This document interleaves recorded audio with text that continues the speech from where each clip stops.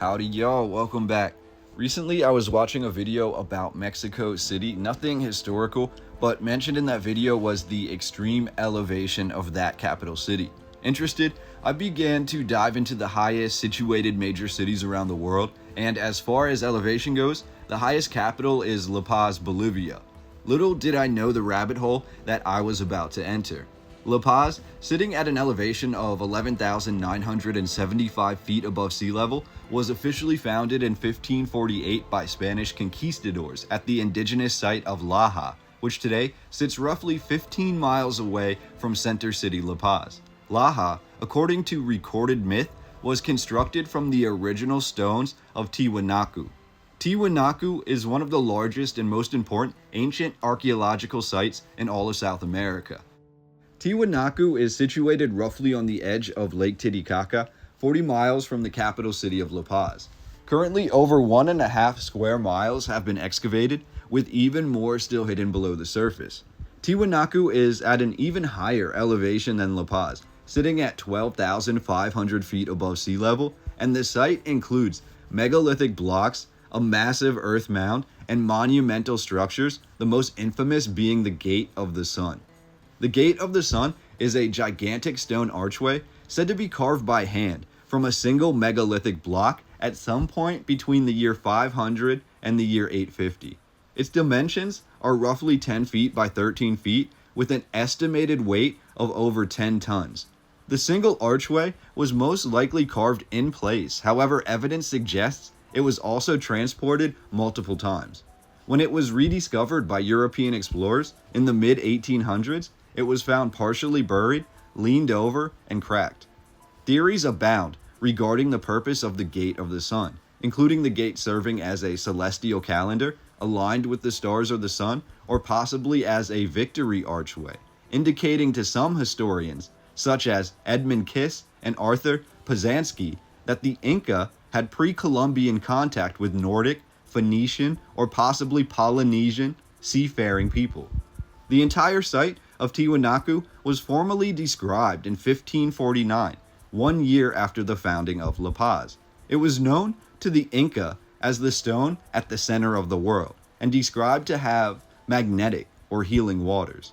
The official accepted history varies greatly from the early historical accounts. Arthur Pazansky claimed that Tiwanaku was between 11,000 and 17,000 years old and dated to shortly after the last major cataclysm which reshaped the planet. He held this belief his entire life. On the contrary, historian Carlos Ponce Sanguins concluded the site dated to around 1500 BC, or around 3,500 years old, which he concluded using carbon dating. Today, it is agreed that Tiwanaku was founded around 110 AD, peaking around 500 AD before collapsing shortly after 1000 AD. Tiwanaku consists of a multitude of advanced megalithic stone structures, the majority of which sit upon an even earlier massive man-made mound. The Acapana was a large structure that was surrounded by a moat, and it measured 840 by 650 feet, and it was made almost entirely of the volcanic rock andesite. It contained a single megalithic block weighing over 65.5 tons.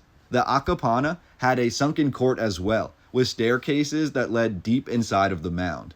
The Pumapunku is a T-shaped megalithic terrace. It measures nearly 550 feet by 383 feet, with the terrace containing the two largest stones at Tiwanaku, two of the largest cut stones to ever exist in the history of mankind. This includes a single cut stone weighing over 144 tons and a second weighing almost 94 tons. Scattered around the site of Pumapunku are various types of these cut stones. Due to the complexity of this stonework, many have theorized the existence of an ancient advanced civilization. The Cala Sasaya is the large courtyard of Tiwanaku in which the Gate of the Sun was found. A subterranean temple contains tenon heads from a vast majority of unique backgrounds, suggesting the subterranean temple once sat above ground and was used for many centuries. The Cala Sasaya contained more common sandstone masonry, including twin pillars, with the largest megalithic block in this area weighing almost 30 tons. Nearly all the iconography of Tiwanaku showcases the staff god. These architectural examples, as well as the recently discovered Akapana Gate, have unique detail and demonstrate high skill in stone cutting. The regularity of elements suggests they are part of a system of proportions. An argument is made then for the Pythagorean ratio. This calls for right triangles at a ratio of 5 to 4 to 3, used in the gateways to measure all the parts. This is shown in the construction of similar gateways, ranging from diminutive to monumental size, proving that scaling factors did not affect these proportions. The Tiwanaku were highly aware of their natural surroundings and would use them and their understanding of astronomy as reference points in their architectural plans. The most significant landmarks in Tiwanaku are the mountains and Lake Titicaca. Lake Titicaca has shrunk significantly in recent centuries. However, it once reached within a mile of Tiwanaku. Interestingly, even today, Lake Titicaca is the largest lake in South America by volume and by surface area, and is considered the highest navigable lake in the world. Pedro Cieza de Leon was the first to describe Tiwanaku in 1549, intending to publish his discoveries for the European world.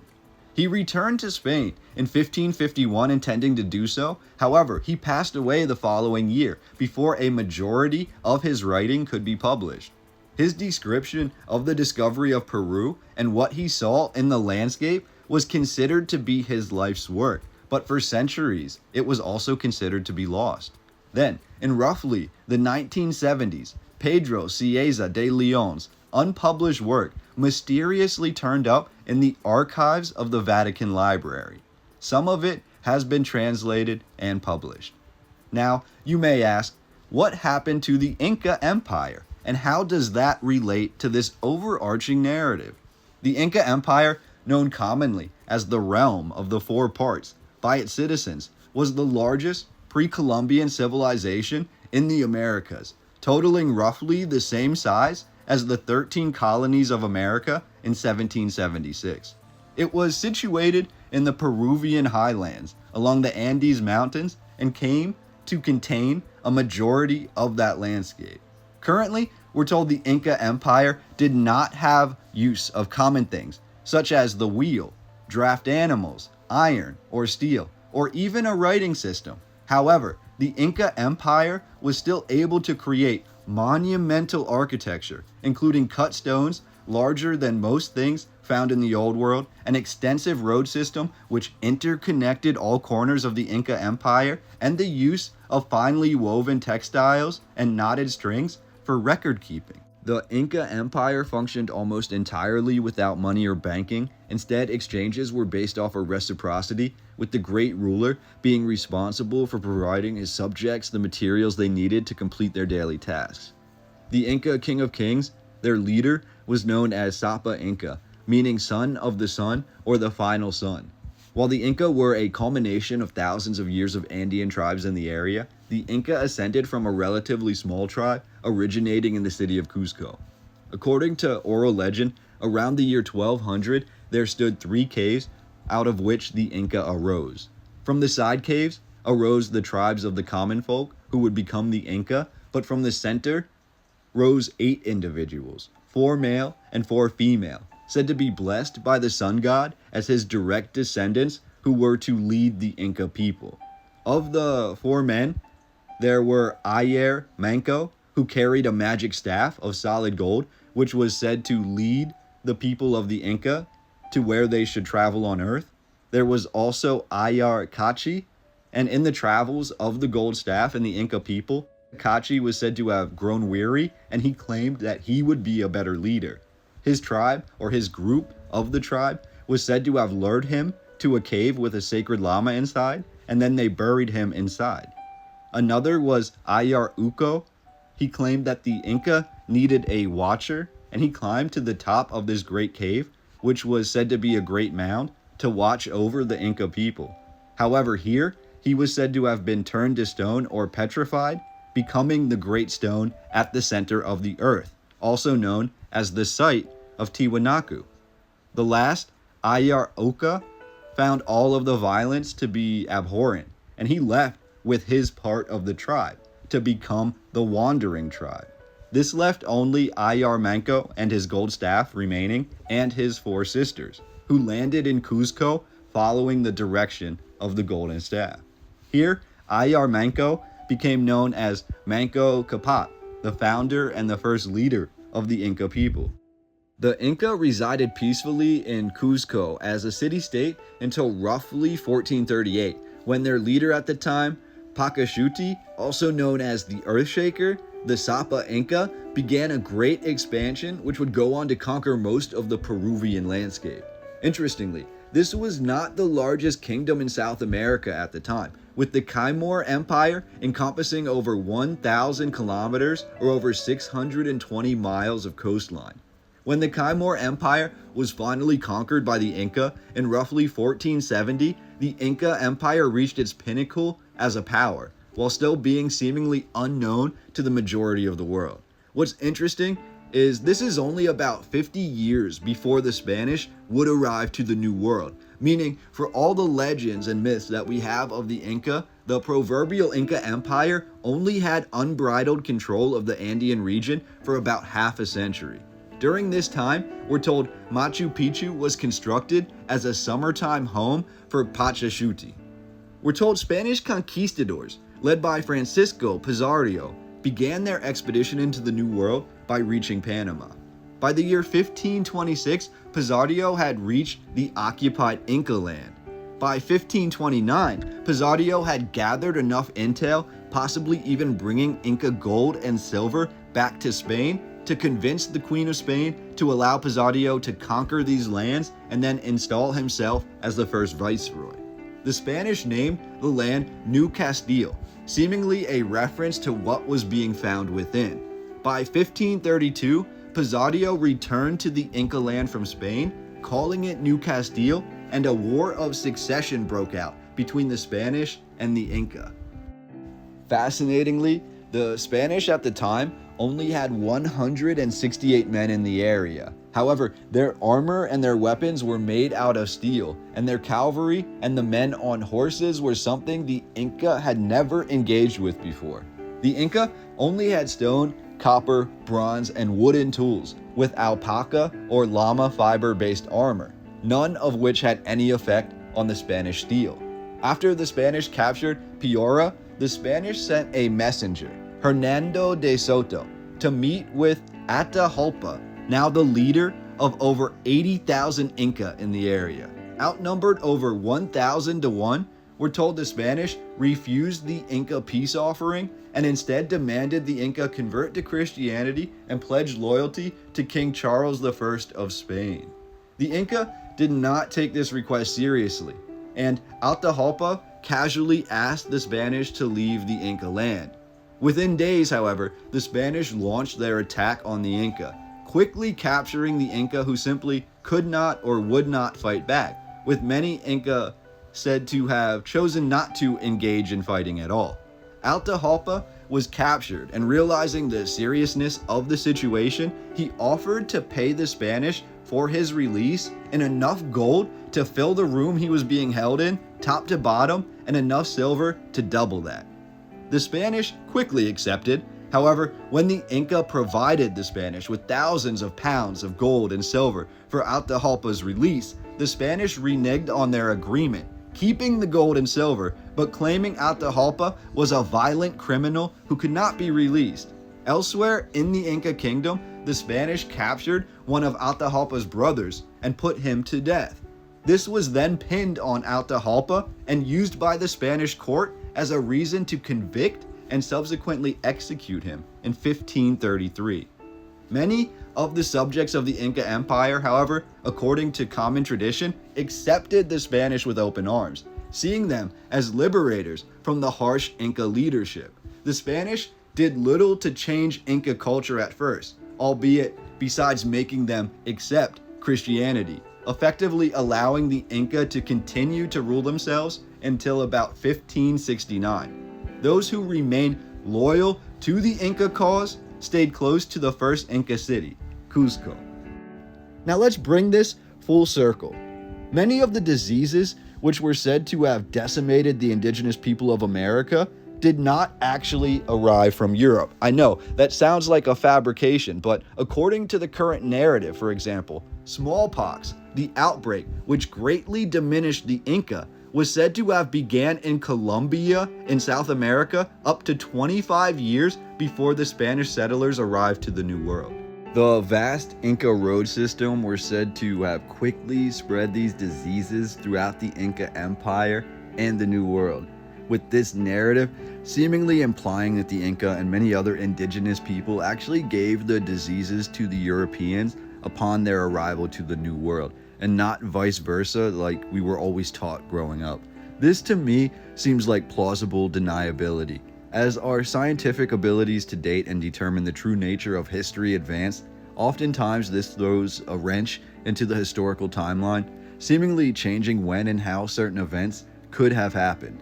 Could the science be proving that Europeans or another group arrived to America much earlier than what we've been told? And through the dating of these events, including the outbreak of these diseases, the current narrative timeline has been altered, per se, to explain this away. In layman's terms, we have European diseases in America before we're told Europeans were in America. So now suddenly, these diseases are not European anymore, according to the current narrative, but instead we're told now they actually arose in the New World naturally.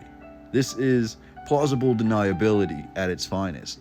The builders of the Inca Empire planned and built impressive waterworks in their city centers, including canals, fountains, drainage systems, and expansive irrigation systems. Inca's infrastructure and water supply system have been hailed as the pinnacle of the architectural and engineering works of the New World. Major Inca centers were chosen by Inca experts who decided the site, its apportionment, and the basic layout of the city. In many Inca cities, we see great hydraulic engineering marvels. For example, in the city of Tipin, irrigation canals diverted water from the Rio Pucaro to Tipin, which is about a mile away. Tipin also had natural springs that the Inca built fountains on, which the noble residents would use for water for non-agricultural purposes. All of this was done with the Inca having zero connection to any outside kingdom. Furthermore, we're told the Inca were the first nation to freeze dry and preserve their food. All food grown or killed by the Inca could be freeze dried. Freeze drying is still very popular today. One of the biggest benefits for freeze drying is that it takes out all of the water and moisture but leaves all of the nutritious value, and it makes the food last twice as long. The Inca diet was largely vegetables, which they farmed themselves. Agricultural advancements without even the use of the wheel. Meat was protected and reserved for special occasions, with one of the Inca's favorite meals on these special occasions being the guinea pig. The Inca also dined on duck, alpaca, and llama, but of note there are no beasts of prey mentioned here. Interestingly, as nearly every Inca leader is pictured alongside a large cat, which most of the time look like a lion, it's hard to find where these depictions arose from. We do have jaguars or cougars in the area of South America, but there are no lions with manes as depicted in the artwork. Again, this leads us to the question, if the Inca never had outside contact with other groups, how did they even know what a lion with a mane looked like? And why was it chosen to represent many of their leaders? Sure, you can argue these depictions are of a puma or a cougar or another cat, but it certainly doesn't look that way. The sophistication of the Inca administration, calendars, and engineering required facility with numbers.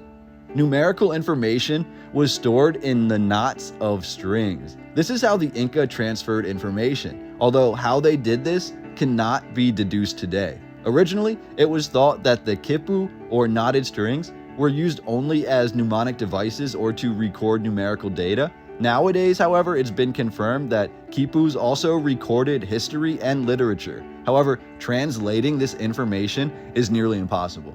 The Incas also had a plant that they considered to be magic, which most of them used every day. This was the coca plant. Its leaves were used in moderate amounts to lessen hunger and pain during work, but were mostly used for religious and health purposes. The Spaniards took advantage of the effects of chewing coca leaves. The Inca messengers would charge from one kingdom to the next in the empire, delivering messages, and they would chew coca leaves to give them energy. Many today associate the Inca Empire with a rainbow flag. However, all historiography of the Inca showed that their flag was never a rainbow, but instead consisted of mostly reds, greens, and yellows. The Spanish installed Manco Inca Yupanqui to lead over the Inca people, originally a puppet leader for the Spanish. However, when the Spanish attempted to capture Cuzco directly, Manco used this to galvanize the remaining Inca people, who would go on to reclaim Cuzco from the Spanish in 1536. The Spanish then returned in large numbers, winning back Cuzco and expelling the rest of the Inca. Lost from their capital, what remained of the Inca loyalists fled to Vilcabamba, establishing the short-lived Neo-Inca state. Vilcabamba itself is shrouded in mystery, known colloquially as the lost city of the Inca. The name Vilcabamba means the sacred or ethereal plain. Today, Vilcabamba is mostly ruins, buried underneath layer upon layer of deep overgrowth. It would have been one of the most difficult and secluded areas for the Spanish to reach during the last conquests of the Inca territory. It took until 1572 for the Spanish to discover, conquer, and destroy the last Inca stronghold of Vilcabamba, capturing it from the last true Incan leader, son of Manco, Tupac Amaru. The Spanish destroyed most of the ancient structures, most likely not realizing their true age. The Spanish occupied some land roughly 15 miles away, naming that land Vilcabamba.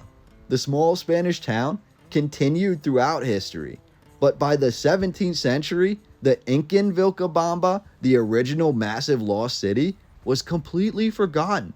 Its ruins became overgrown and hidden.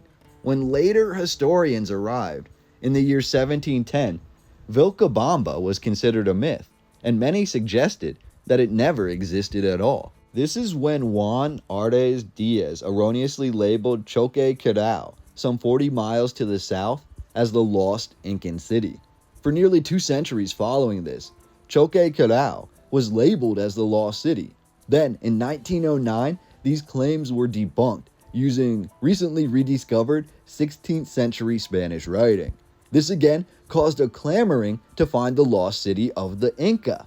A man by the name of Hiram Bingham traveled through the former Inca lands around Peru and Bolivia, and through his travels, he decided to use local myth and legend as opposed to accepted fact in determining where to look next for the lost city. Longstanding was a myth of the lost Inca superstructure deep in the middle of a low-lying forest. Having a general area in mind based off of these myths, Hiram was repeatedly told by the local European population that the forest was full of monsters and guarded by indigenous people sworn to protect the site with their lives. Ignoring these fabrications, Hiram traveled into the jungle-like forest, reaching a plantation farm that was being operated by a majority of indigenous people.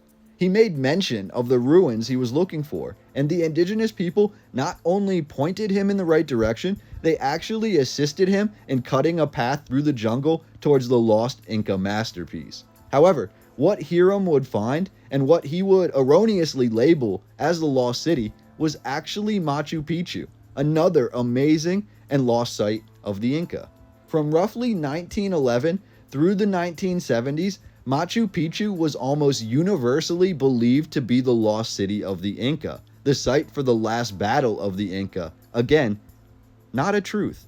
It was not until Jean Savoy, an American, reached the lost Vilcabamba Inca site in 1964 that true consideration of that location being the lost city finally occurred.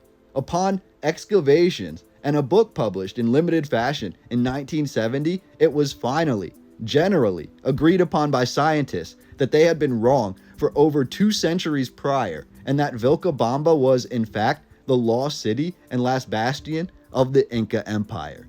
So now that we have a better idea of this sacred location, the site of the magic sacred stone, filled with these megalithic terraces, these earth mounds, these humongous structures containing the largest single stone blocks in the New World, to be known as Tiwanaku.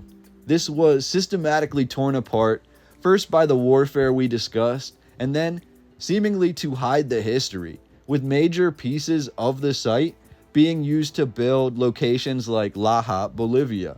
Laja, Bolivia being directly associated with La Paz, being part of La Paz's outskirts. La Paz being the capital of Bolivia, the center city just a few miles away from Laja. La Paz, or Our Lady of Peace, was founded on October 20th, 1548, to commemorate the end of the war and infighting in Peru, ordered by Emperor Charles V of Spain and Aragon. Charles entrusted Pedro de la Gasca, who in return entrusted Alonso de Mendoza, with the founding of the city. In 1549, an urban plan was designed around the Plaza Morello, which shapes the city today. Spain controlled La Paz with an iron fist, having the last say on all of the city's decisions. In 1781, under command of the last Inca leader, Tupac Katari, La Paz was captured for 6 months before Spanish troops regained control. Tupac and the last Inca retreated to the lost city. La Paz was captured again in 1801, again by the remnants of the Inca, this time for only 2 months. By 1809, the population of La Paz and of Greater Bolivia had begun a struggle for independence from the Spanish Empire. In 1825, a massive defeat of the Spanish fueled the way for Bolivian independence, when the city was renamed La Paz de Ayacucho. By 1825, La Paz became de facto Bolivia's new administrative capital and the seat of the government, thus starting the process of development into the large city it is today. By the year 1900, construction began on the international railroad network that linked La Paz to the Pacific and Atlantic coasts, thus solidifying the future role of La Paz as a primate city. By 1921, massive oil reserves are founded in Bolivia, with the first oil company opening in La Paz. It wasn't until 1952 that indentured servitude was ended in La Paz. The Great National Revolution saw the revolutionaries win the rights for the indigenous people. Their biggest accomplishment was agrarian land reform, which allowed peasants to have freedom from the obligations of working on the elite-owned land, diffusing the long-established hacienda system. In 1964, a seemingly nefarious assistance by the United States leads to a military revolution and a dictatorship, which would last until 1980. By 1975, the population of La Paz exceeds 650,000 people, and from here, we've made our way into more modern times. The highest elevation capital in the world, a major city for centuries, but one that was dotted with obstacles, all stemming from the seemingly incomprehensible extent and advancement of the Inca Empire. Bolivia and La Paz serving quite literally as what followed the Inca, built out of their earlier cut stone megaliths. Without influence from outside kingdoms, without any contact from the outside world, we're told the Inca flourished in the Americas as one of the most architecturally sound cultures to have ever existed. The precious cut stones of Pumapunka, the unmatched cut stones weighing 80 tons or more, the impossibility that all of this was done without a single wheel. It's almost unfathomable.